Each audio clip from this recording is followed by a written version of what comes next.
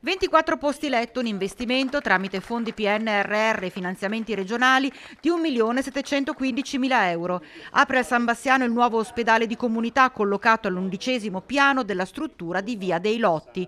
Una realtà rivolta a quei pazienti che necessitano di un grado di assistenza intermedio, fondamentale per venire incontro alla fascia più anziana della popolazione.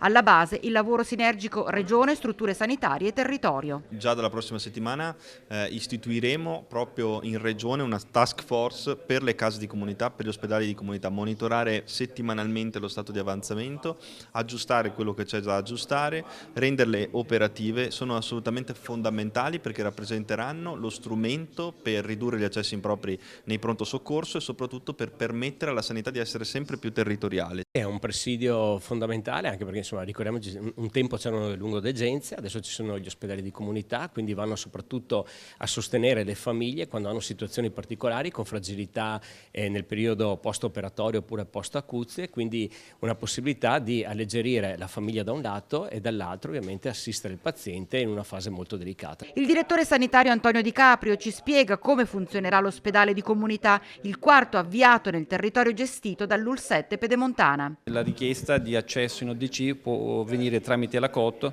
o quando il paziente in uscita da una dimissione per acuto in un reparto ospedaliero ha necessità ancora di una stabilizzazione, ma deve avere però un basso livello di necessità assistenziali, quindi una gestione proprio infermeristica.